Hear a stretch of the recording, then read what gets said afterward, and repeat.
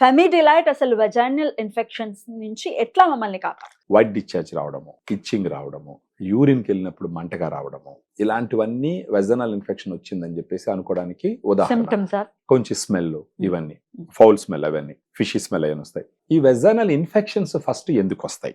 One of the main reason మనకు general గా పొరపాటు చాలా మంది చేసేటటువంటి, తెలియక చేసేటటువంటి పొరపాటు ఏంటంటే వాటర్ తో డీప్ గా క్లీన్ చేసుకుంటుంటారు. అదే పెద్ద తప్పు అసలు యాక్చువల్ గా. ఈ వాటర్ తో రిపీటెడ్ గా వాష్ చేసినప్పుడు ఈ గుడ్ బ్యాక్టీరియా బయటకు వెళ్ళిపోతుంది. ఓకే.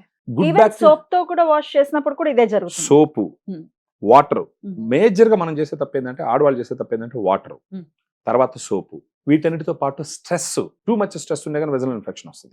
వాళ్ళ ఇమ్యూనిటీ కాంప్రమైజ్ అవుతుంది, బ్యాడ్ బ్యాక్టీరియా అక్కడి నుంచి గ్రో అవుతుంది. వెజైనాలో గుడ్ బ్యాక్టీరియా కౌంట్ తగ్గింది కాబట్టి బ్యాడ్ బ్యాక్టీరియా ప్రజ్వరిల్లుతుంది అని చెప్పేది మనం గుర్తించాలి. అలాంటి సమయంలో ఏం చేస్తుంది అంటే, మీరు ఫెమిడిలైట్ డైలీ ఒక క్యాప్సూల్ నైట్ గాన భోజనం తర్వాత తీసుకుంటూ ఒక 3 months కంటిన్యూస్ గా వాడుకొని, తర్వాత ఇంకో 3 months మెన్సెస్ డే నుంచి 10 days, మళ్ళీ మెన్సెస్ డే నుంచి 10 days, మళ్ళీ మెన్సెస్ డే నుంచి 10 days వాడుకుంటే మళ్ళీ ఇన్ఫెక్షన్స్ రాకుండా కంట్రోల్ చేసుకునేదానికి అవకాశాలు ఉంటాయి. ఫెమిడిలైట్ లో 2 రకాల స్ట్రెయిన్స్ ఉంటాయి. Lactobacillus rhamnosus HN001, Lactobacillus acidophilus LU14 అని. ఈ 2 స్ట్రెయిన్స్ యూఎస్ నుంచి ఇంపోర్ట్ చేయడం జరిగింది. ఈ 2 స్ట్రెయిన్స్ ఏం చేస్తాయంటే వెజైనాలో pH ని 3.5 నుంచి 4.3 మధ్య మెయింటైన్ చేస్తాయి.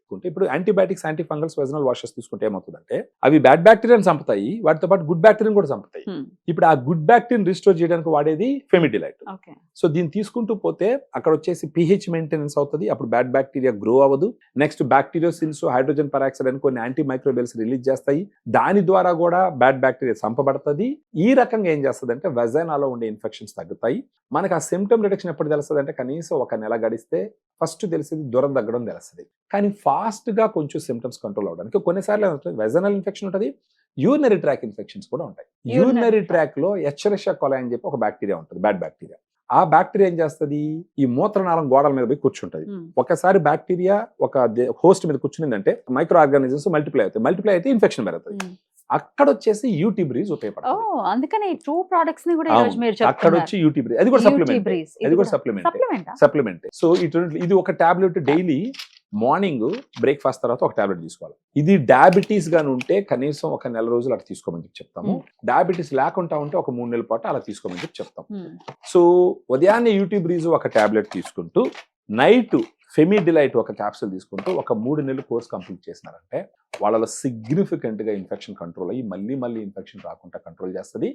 ఈవెన్ ఒకవేళ ఫ్యూచర్ లో ఎప్పుడైనా వచ్చినా కూడా ఫెమిడిలైట్ ఒక బాటిల్ ఇంట్లో పెట్టుకుంటే, ఫర్ ఎగ్జాంపుల్ అంటే ఆడవాళ్ళ బ్యాగ్ లో ఒక ఫెమిడిలైట్ ఎప్పుడు ఉండాలి.